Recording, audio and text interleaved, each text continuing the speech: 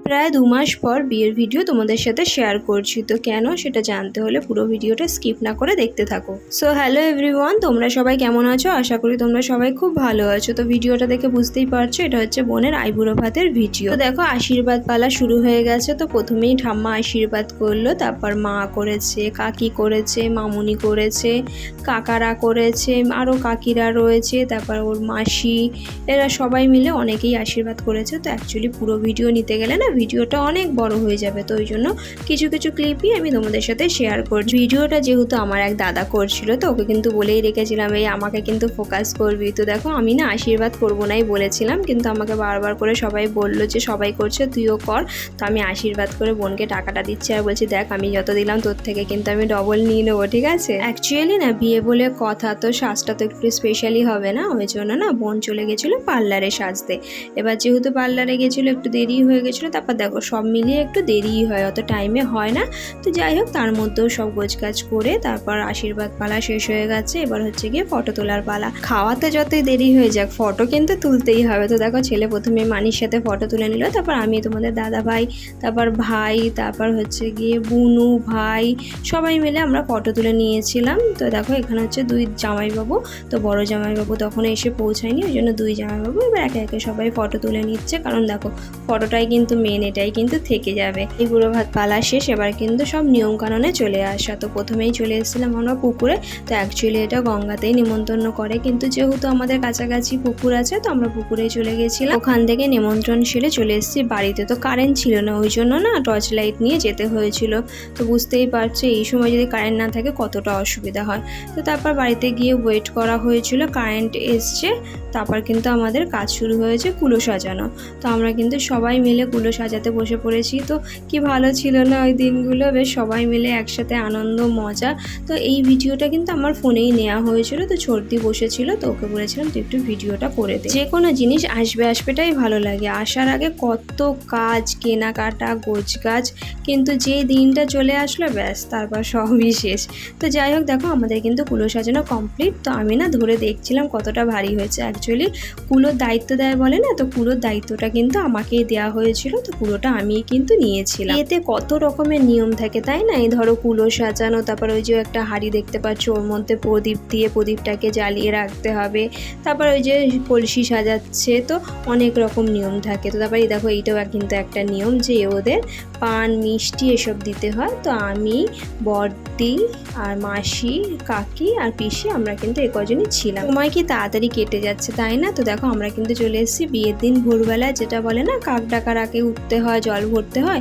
তো আমরা কিন্তু কাক ডাকার আগেই উঠে পড়েছি। তো আমরা সবাই মিলে যাচ্ছি আবার সেই পুকুরে জল ভরতে। কুলোর কত দায়িত্ব দেখেছো, রাত্রে অনেক দেরি করে শোয়া হয়েছে, আবার ভোরবেলায় উঠে কিন্তু আমি শাড়ি পরে রেডি হয়ে গেছি, বুঝতে পারছো? তো যাই হোক দায়িত্ব নিয়েছি, করতে তো হবে। তো দেখো আমার পেছনে দুই দিদি শাড়ি পরে আসছে, তো ওরা না নাইটি পরে ঘুরঘুর করছিল। তো আমি ওদের এমন বলেছি, তো তারপর দেখছি ওদেরকে দেখতে পাচ্ছি না, মা তারপর দেখছি ওরা না শাড়ি পরে চলে এসছে। তো যাই হোক বিয়ের সময় তো একটু শাড়ি পরবে তাই না? তো দেখো আমি না কুলোটা নিতে পারছিলাম না বলে আবার কাকিকে একটু দিয়েছি। আমরা কিন্তু দেখো পুকুর পাড়ে একদম বসে পড়েছি, কারণ এখানেও তো কিছু নিয়ম কানুন আছে। তো কাকিকে ধূপকাঠি মোমবাতি বার করে দিচ্ছিলাম, তো কাকি ধূপকাঠি মোমবাতি দেখিয়ে নেবে, তারপর হচ্ছে গিয়ে জল ভরবো। তো জানো তো আমি না মেহেন্দিটা দুদিন আগে মানে আইবুড়ো ভাতের আগের দিনই পরে নিয়েছিলাম, কারণ বাড়িতে না অনেক রকম কাজ থাকে, নিজের বাড়ির বিয়ে বলে কথা, তো অনেক রকম কাজ থাকে। তো আগের দিন পারবো না করতে, বাড়িতে লোকজন থাকবে, তো ওই জন্য পরে নিয়েছিলাম। তো দেখো আমাদের কিন্তু কাজ হয়ে গেছে, এবার কিন্তু আমরা বাড়িতে চলে আসছি। বাড়িতে গিয়েও কিন্তু অনেক রকম কাজ আছে। তো ফার্স্ট কাজ হচ্ছে বোনকে ডেকে রেডি করা।